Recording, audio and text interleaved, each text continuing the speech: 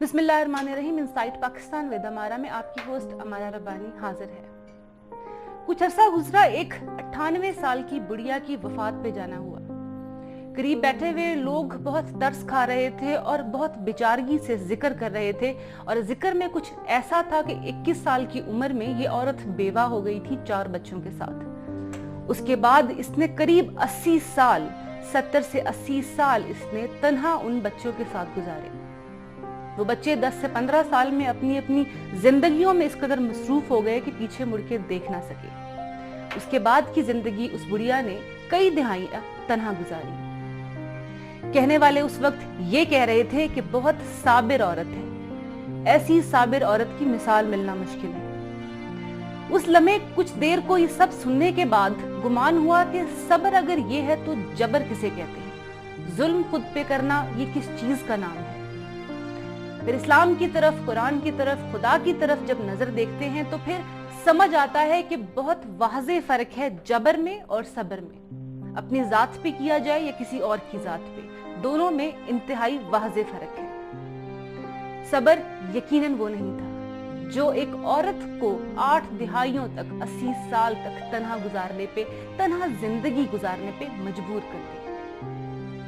ये वो जबर था जो वो अपनी जात पे करती रही, क्योंकि माशरे ने उसको सब्र का नाम दे दिया। आज के प्रोग्राम में हम माशरे की इन्हीं चीजों को जिक्र करना चाहेंगे, कुछ इस तरह से कि जो हमारी आदत बन गई है और हम डरते हैं उनका जिक्र करते हुए कि कहीं ये हमारे माशरे की इक़दार की खिलाफ वर्जी ना हो। लेकिन ये माशरा पाकिस्तान का माशरा है जो ला इलाहा इल्लल्लाह के नाम पे बना था, जिसकी आइडियोलॉजी इस्लाम है, और इस्लाम ने सब्र का दर्स दिया और वाज़े फर्क बताया है जबर का, चाहे वो खुद की जात पे हो या किसी और की जात पे। जुल्म की सूरत में दोनों ममनू हैं। हत्ता कि जालिम से बड़ा वो है जो जुल्म सह रहा है, जो जबर सह रहा है। आज हमारे माशरे में अदम बर्दाश्त इस कदर क्यों बढ़ गया है? हम क्यों आदी होते जा रहे हैं उन चीजों की जो खुद पे जबर के मानों में आती हैं और दूसरे की जात पे भी जबर होता है?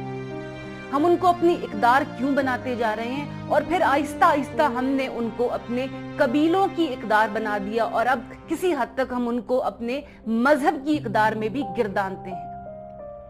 ऐसा क्यों हो रहा है? ऐसे कुछ वाकयात जिन्होंने हमें झंझोड़ दिया, और हम जिक्र करना चाहेंगे उन वाकयात का भी। हालिया होने वाले एबटाबाद में एक वाकये ने हमें यकीनन सोचने पे मजबूर कर दिया कि हम इस कदर अदम बर्दाश्त का शिकार क्यों हैं। खुद पे जुल्म और दूसरे पे जुल्म करना आज इतना आसान क्यों हो गया है?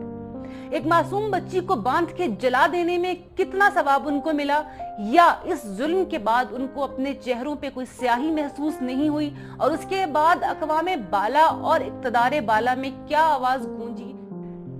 ब्रिटिश इंडिया जब पाकिस्तान और हिंदुस्तान, जो कि सब कॉन्टिनेंट था, यहाँ आया तो एक किताब लेके आया, जिस किताब का कुछ लुब्बे लबाब था डिवाइड एंड रूल।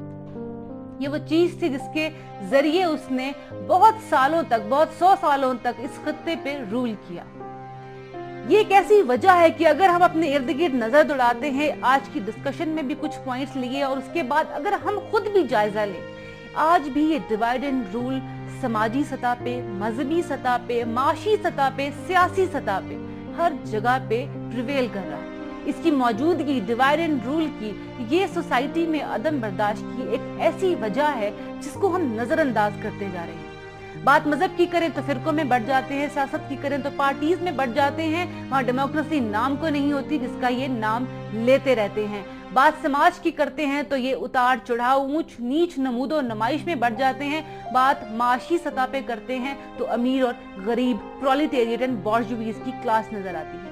ये तमाम वो वजूहात हैं जो हमारे इर्द गिर्द हैं, लेकिन हम इन्हें देखकर भी नजरअंदाज करते हैं। शायद कहीं कसूर मीडिया का भी होता है कि वो किसी और काम में लगे हैं और अपनी सोसाइटी में मौजूद इन चीजों को बार बार सामने नहीं ला पाते। आज के प्रोग्राम इनसाइट पाकिस्तान विद अमारा में इतना ही। अपनी होस्ट अमारा रब्बानी को इजाजत दीजिए। खुदा हाफिज।